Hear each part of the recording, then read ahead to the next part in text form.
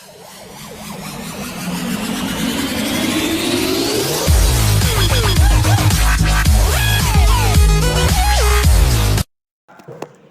shalom semuanya. Perkenalkan, nama saya Lida Pangestu.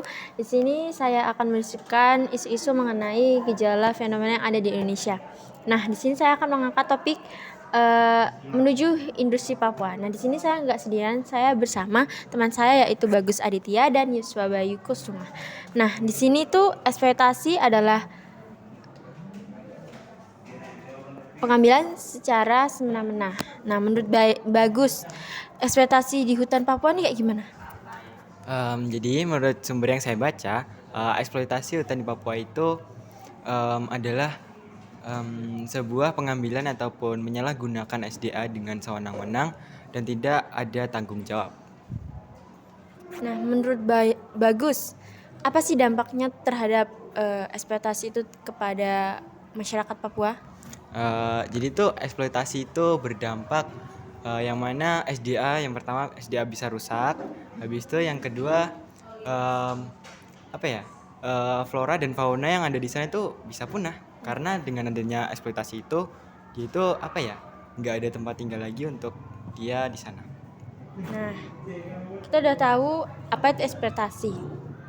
Jadi kan di eksploitasi itu ada kelompok sosial yang mempengaruhinya. Nah, menurut Bagus, apa sih kelompok sosial yang dimaksud itu? Jadi waktu itu saya sudah membaca suatu berita. Nah, yang mana berita itu tentang eksploitasi hutan yang ada di Papua, yaitu untuk memperluas lahan sawit nih.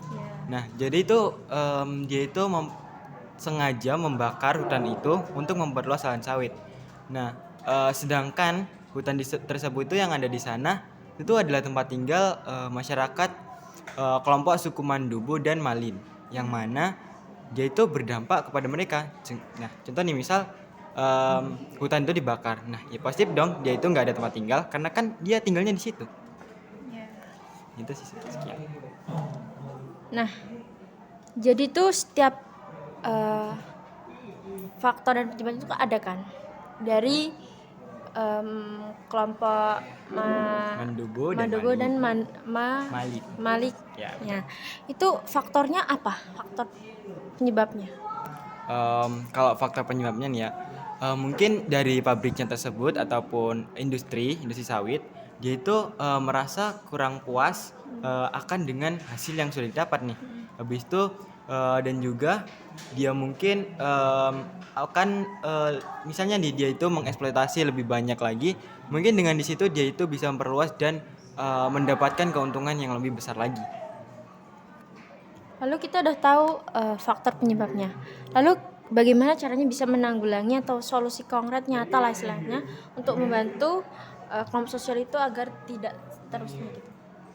Nah, kalau solusinya nyatanya itu yang pasti ya itu kan pembakaran itu udah terjadi kan. Nah, jadi itu kan positif tempat tinggalnya orang Papua itu terbakar kan. Jadi itu dia itu nggak punya tempat tinggal. Nah, jadi itu bisa aja industri itu memberikan kayak rumah gitulah untuk mereka itu melanjutkan kehidupan mereka agar lebih baik lagi daripada dia itu di hutan gitu kan. Nah, yang kedua lebih baik tuh Papua itu masyarakat Papua itu diberi kayak Tunjangan, kerja. tunjangan kerja Mereka itu supaya bisa kerja di sana itu kan agar lebih berkualitas lagi dalam berekonomi gitu. Lalu apa sih dampak yang terjadi dalam fauna flora yang ada di Papua itu? Oh, kalau itu pasti dong. Jadi itu berdampaknya ya dengan pembakaran hutan tersebut pasti sangat berdampak banget dengan di floranya karena kan mereka dibakar nih. Ya kan? Nah, habis itu kalau di faunanya kan mereka ada juga nih di Papua. Contoh-contoh fauna endemik kan. Nah, jadi itu pasti berdampak bahkan bisa aja terjadi kepunahan. Nah, kata si Bagus tadi adalah ada flora dan fauna endemik lah ya. Menurut Bayu, fauna yang menurut Bayu yang ada di Papua tuh kayak gimana? Menurut saya ya, di sana itu ada burung yang biasa itu ya, apa sih yang namanya? Oh, burung cendrawasih ya. Ya itu Itu kira-kira populasinya berapa ya? sekitar 20 spesies gitu lah. Di tahun 2022. Oh, berarti sampai sekarang masih ada ya. Ya. Kan kita udah tahu flora dan fauna endemik yang ada di Papua. Nah, zona wilayah tuh di mana sih menurut Bagus? Bukan menurut saya ya, tapi itu saya membaca dari jurnal apa namanya, dari sumber yang saya baca. Nah jadi tuh ternyata tuh di Papua itu tipenya zona Australis nih. Nah kalau zona Australis itu karakteristiknya yaitu kalau floranya itu dia itu identik nah dengan palem-paleman, pohon palem-paleman. Nah, jadi tuh makanya di sana itu biasanya makannya orang-orang di sana itu makan sagu. Nah, jadi tuh kalau yang faunanya itu identik dengan mamalia, habis itu ikan air tawar, habis itu dengan mamalia apa ini berkantung lah dan juga mamalia kecil. Apa namanya? Hewan-hewan kecil. Oh ya, kita udah tahu ya. Nah, pastinya itu berdampak kan untuk flora dan fauna. Nah, solusinya yang baik untuk menjaga flora dan fauna itu gimana? Kalau untuk menjaganya, nih bisa nih kita membangun suatu konservasi, yaitu dengan cara kita itu menetapkan suatu wilayah yang mana itu adalah wilayah lindung untuk flora dan fauna. Misalnya kayak Konservasi ataupun taman nasional gitu sih, penangkaran. ya. Gitu. Dari hal tersebut kita juga dilandasi dengan mandat budaya. Nah, mandat budaya itu kita dilandasi dengan Kejadian 1 ayat 26-nya, di mana Tuhan sudah memberikan suatu kuasa atau anugerah kepada kita untuk menjaganya, untuk kita hidupi lah. Dan kami juga dilandasi dengan TKWKA, yaitu Striving for Shalom, yang artinya kita tuh membawa damai bagi dunia. ya, dan bersaksi-saksi atas ekspektasi tersebut. Nah, supaya ekspektasi itu mengurang atau tidak ada gitu. Nah, juga dilandasi dengan SDG yang ada di dunia, yaitu SDG-nya itu 9 dan 12 ya. Artinya kita tuh sebagai anak Kristus juga harus berpendidikan yang kualitas dan membangun. Nah, terjadinya infrastruktur itu juga jadi karena pendidikan yang berkualitas, produksi dan konsumsinya itu bertanggung jawab supaya untuk menghasilkan infrastruktur tersebut. Nah, di balik infrastruktur itu terdapat ada inovasi. Nah, itu. Nah, lanjut kita ke perkembangan zaman, yaitu revolusi industri. Nah, menurut Bagus, revolusi industri itu apa? Kalau revolusi industri itu adalah tenaga kerja manusia digantikan sekarang menjadi suatu kayak mesin-mesin yang sudah canggih ataupun teknologi gitu. Nah, kita udah tahu dari revolusi industri. Jadi kita zaman itu dari 1.0 sampai zaman ke 4.0. Nah, sekarang itu sudah mencapai 5.0. Nah, apa sih hubungannya antara revolusi industri dengan eksploitasi hutan di Papua? Jadi kan kita tahu ya di Papua itu orangnya identik masih kayak apa ya, bergantung dengan alam gitu loh. Bahkan mereka itu bisa aja nggak pakai baju gitu kan di sana. Ya, jadi tuh di sana termasuknya masih revolusi industri 2.0 yang mana kalau kita mengaitkan nah jadi tuh misal ada suatu industri nih yang akan kayak dia itu mendirikan industri di sana. Nah jadi tuh bisa aja nih dia masyarakat Papua bekerja di situ. Nah jadinya tuh dia itu bisa mendapatkan laba ataupun keuntungan dari bekerja di situ. Nah, dia itu juga bisa mendapat cuan gitu kan. Dan jika bisa buat beli baju gitu kan maksudnya, bisa buat bikin rumah dan juga bisa membiayai anaknya untuk sekolah. Aslinya itu ya berkembangnya ya, Iya. berkembangnya teknya itu. Nah, menurut Bayu, apa sih yang pernah dilakukan ekspektasi tersebut terhadap u- ekspe-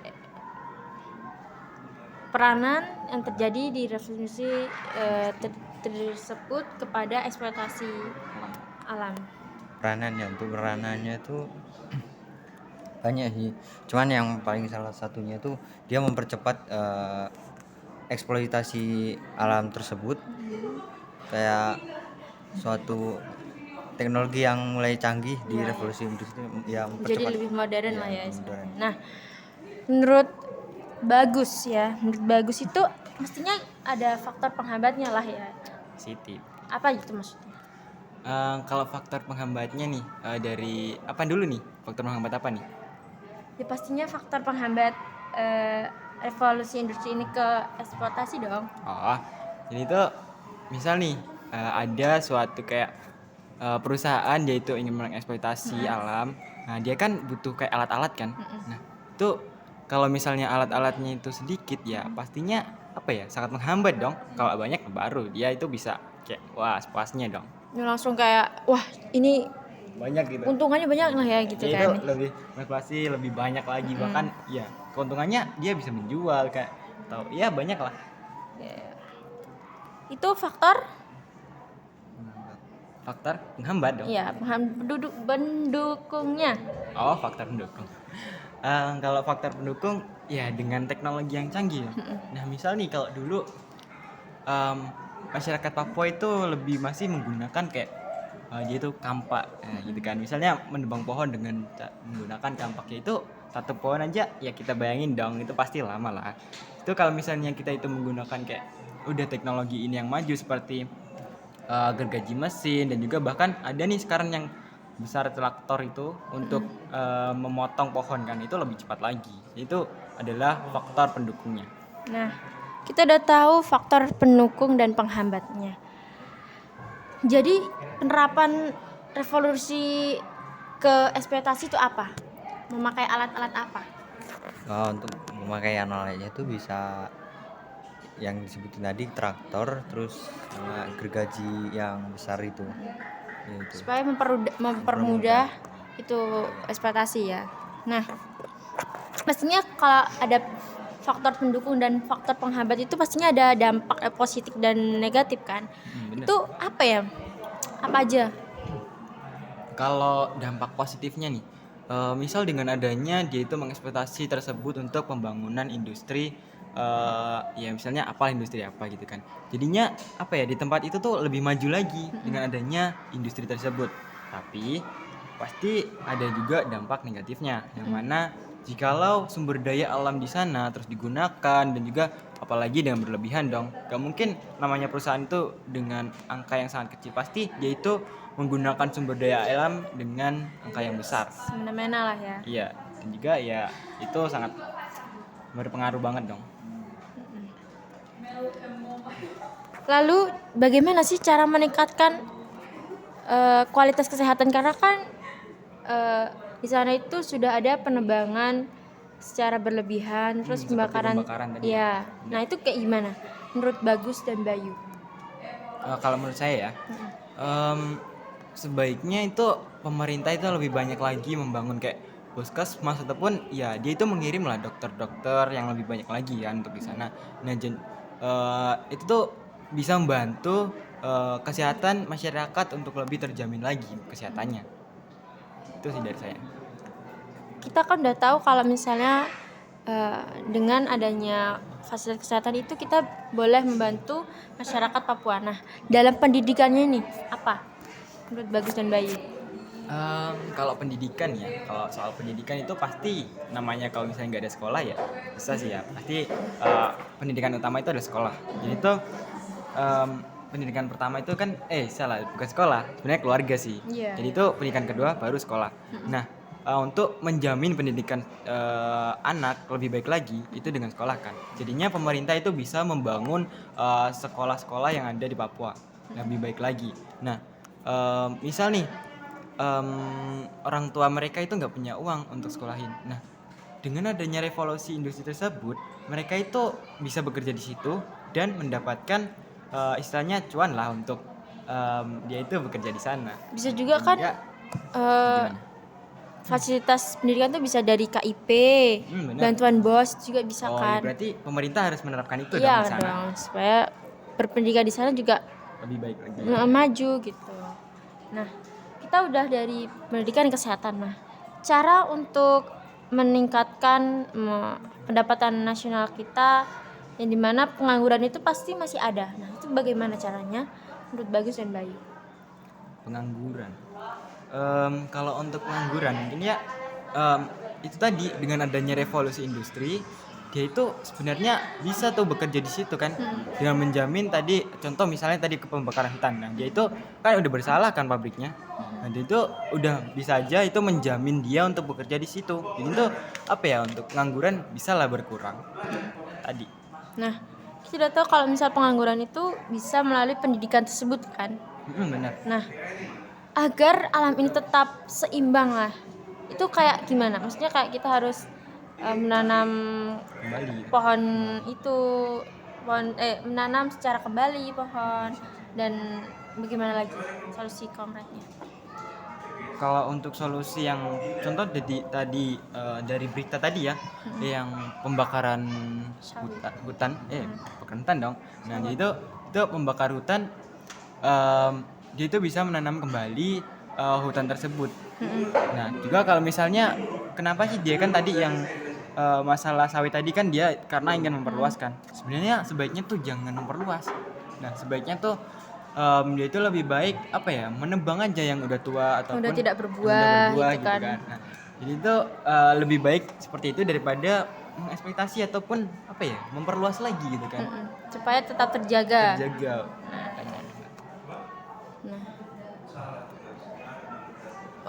Kesimpulannya dari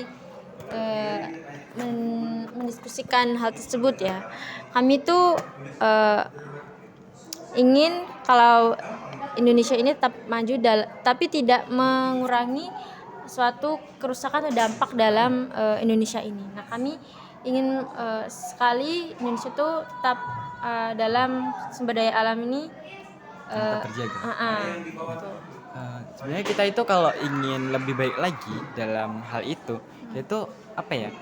Kan itu sebenarnya seimbang sebenarnya kan antara dengan itu memajukan di Papua dan juga Papuanya sebenarnya itu hampir habis-habis terus kalau misalnya SDA-nya digunakan terus.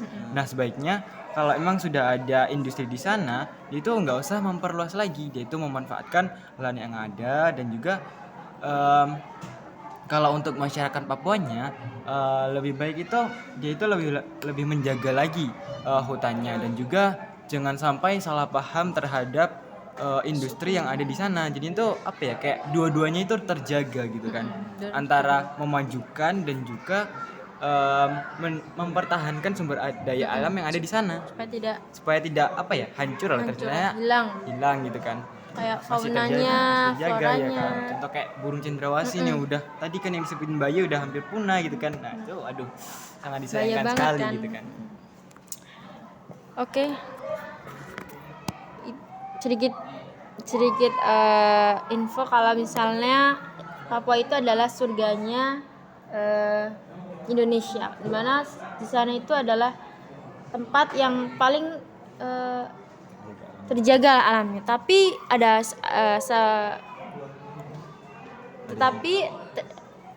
adanya eksploitasi Dan flora dan fauna tersebut merusak.